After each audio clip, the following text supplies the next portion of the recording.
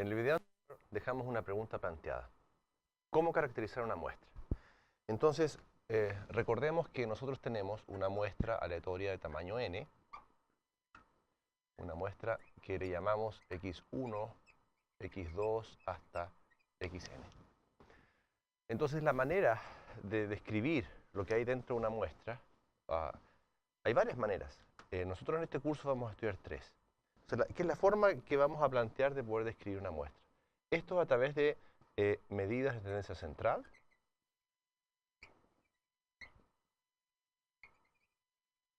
que lo que hacen es proveer representantes de la muestra, valores de baja dimensión que son representantes de la muestra, las medidas de dispersión,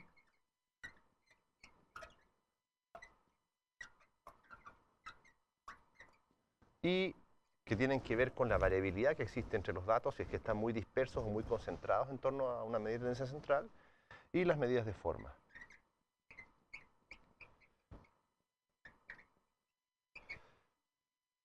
Que caracterizan cómo es el histograma, que ya vamos a ver asociado a una muestra.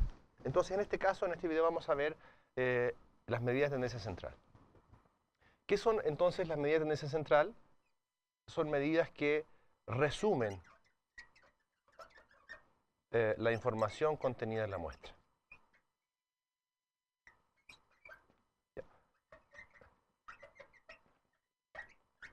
Son representantes. Matemáticamente, esto lo podemos ver si es que tú pones esa muestra en un vector. Esto lo puedes ver como una función que va desde Rn a R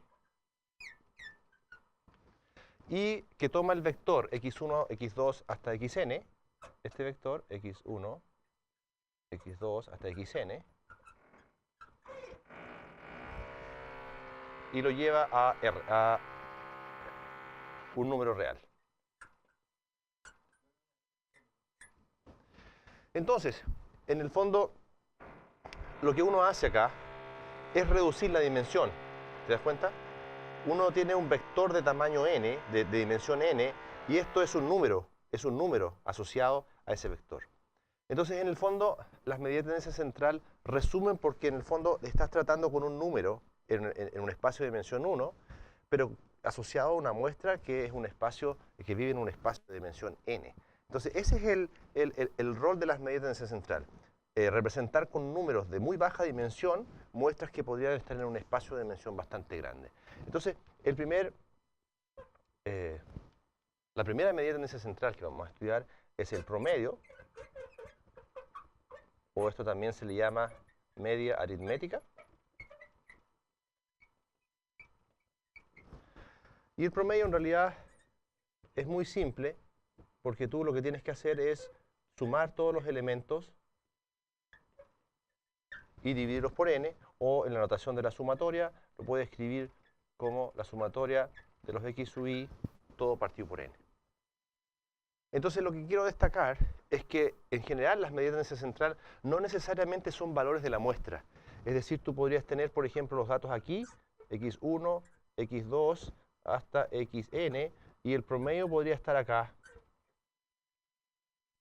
Pero este promedio no necesariamente va a ser un valor de la muestra, es un representante, que en el caso de las aplicaciones físicas podría ser el centro de masa, pero no necesariamente es un valor que es una realización de la muestra, sino que de la variable, sino que puede ser un valor artificial, pero que está en algún sentido en un punto del centro, del equilibrio de la muestra.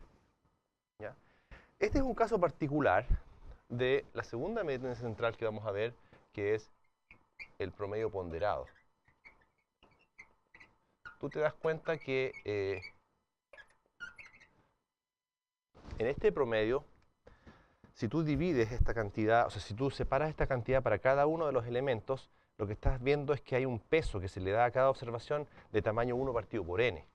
Entonces tú podrías generalizar esa idea y decir, mira, yo voy a considerar ahora un promedio ponderado que va a ser la suma desde i igual 1 hasta n de W sub i por x sub i. Es decir, a cada observación yo le voy a dar un peso distinto ahora, no necesariamente igual. Pero para que esta secuencia de los W sub i sea realmente una secuencia de pesos, tienen que satisfacer dos características. La primera característica es que los pesos siempre son positivos o cero para todo i desde 1 hasta n. Y segunda cosa es que la suma de todos los pesos tiene que ser igual a 1 porque lo que yo estoy repartiendo es el 100%. Entonces, si tú defines un promedio, tiene que satisfacer, y un promedio ponderado, tiene que satisfacer los pesos, estas dos características, tú pones acá y entonces te das cuenta claramente acá, si es que vamos al caso del promedio aritmético, que el promedio es un caso particular de x barra w cuando todos los pesos son iguales a 1 partido por n. Y esto es para todo i. Ya. Entonces esto permite hacer más flexible el promedio en el sentido de que si tú necesitas ponderar una variable más que otra, entonces tú puedes variar esos pesos. ¿Qué ejemplo natural hay de un promedio ponderado? Es solo, por ejemplo, los elementos el peso que se les da a los elementos de la canasta familiar. Tú no quieres que el transporte pese de la misma manera que un kilo de harina. ¿Te das cuenta? Entonces tú puedes repartir esos pesos de una manera que repartes el 100% en todas las observaciones. La tercera medida de tendencia central es la moda. Y la moda es aquella observación, ¿ya?, que más se repite. Entonces la moda es aquella observación que más se repite o que tiene mayor frecuencia. ¿Ya? Por ejemplo, si tú tienes 2, 3, 4, 5, 7, 10, 4.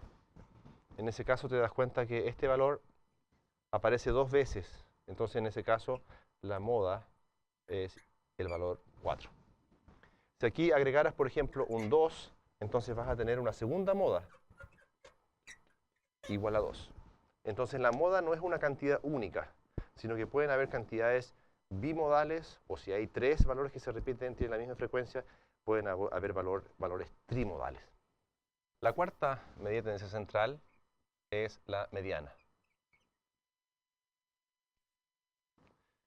Para definir la mediana es necesario que nosotros consideremos la muestra x1 hasta xn, pero que ordenemos la muestra. Entonces los datos ordenados los vamos a denotar así: x1, x2 hasta xn. Es decir, este dato corresponde, x1, corresponde al mínimo de todos los x sub i, y xn corresponde al máximo de todos los x sub i. Entonces, si tú tienes la muestra desordenada tal como viene, tú la ordenas desde el más pequeño hasta el más grande. Y en ese caso, cuando tienes la muestra ordenada, entonces, puedes definir la mediana, y la mediana va a depender del tamaño de la muestra en el sentido de si es par o impar. Entonces, la mediana, que vamos a denotarla de esta manera,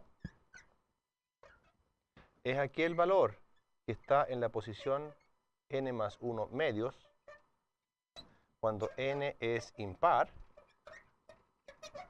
o es el promedio de aquel valor que está en la posición n medios más el valor que está en la posición n medios más 1 partido por 2 cuando n es par. Entonces, para calcular la mediana, en realidad lo que tú tienes que hacer es darte cuenta, primero ordenar la muestra, darte cuenta si n es par o impar y aplicar esta fórmula. Lo que estás haciendo acá, en el fondo, es buscar el elemento central que divide la masa de datos en dos partes iguales. Entonces, la mediana, en realidad, gráficamente, es un valor que divide la masa de datos en dos partes iguales. Entonces, tú tienes la mediana acá, y lo que va a suceder es que el 50% de las observaciones van a ser menor que la mediana, y el otro 50% de las observaciones va a ser más grande. Entonces, la mediana no tiene que ver con un valor que sea un promedio de las observaciones, sino que tiene que ver con un valor que divide la masa de datos en dos partes iguales. Entonces, si tú cambias la cantidad de observaciones que hay acá, podría variar la mediana, pero en el caso si tú tomas un valor y lo envías a infinito, no cambia la mediana. Entonces en ese sentido es bastante estable. Ahora, voy a hacer un ejemplo acá con 3 observaciones. Entonces imagínate que x1 es igual a 3, x2 es igual a 1 y x3 es igual a 5. Entonces, de acuerdo al procedimiento, lo que tú tienes que hacer es ordenar la muestra, es decir, pones 1, 3 y 5. Es decir, este va a ser el más chiquitito que llamamos x1, este es el segundo, x2, y este es x3. En este caso, claramente, n vale 3, por lo tanto, este es un número impar y tenemos que usar esta fórmula. ¿Cuánto sería entonces la mediana? Sería el número que está en la posición 3 más 1, 4 partido por 2. ¿Te das cuenta? Es decir, es aquel valor que ocupa la posición segunda en la muestra, es decir, este. Por lo tanto, la mediana es 3. Ahora, si tú, por ejemplo, tienes un caso par, como continuación del ejemplo, imagínate que ahora x4 es igual a 7. Entonces, a diferencia del caso anterior, ahora tú agregas otro valor y cuando ordenas la muestra, entonces esto te queda 1, 3, 5 y 7.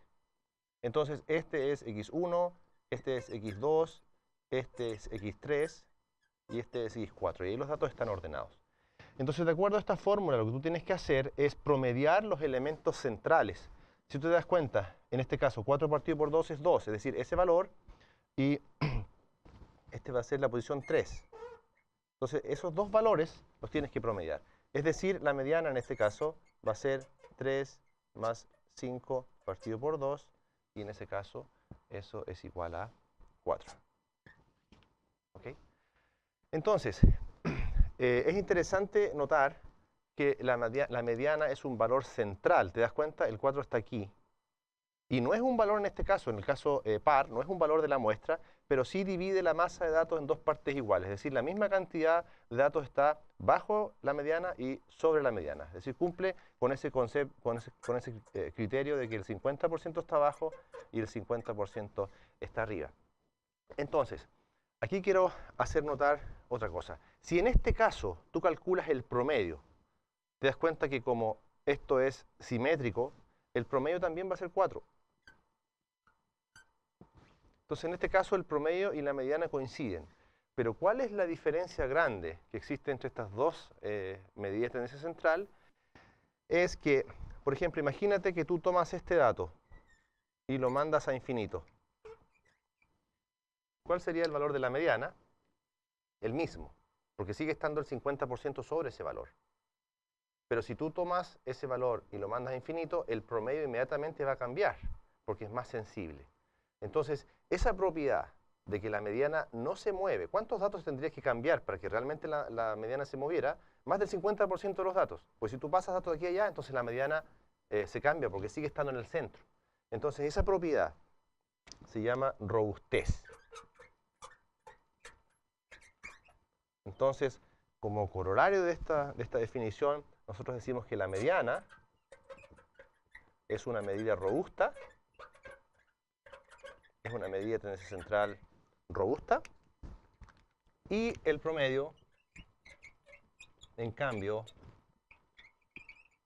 el promedio es muy sensible, ¿ya? Es sensible a observaciones atípicas.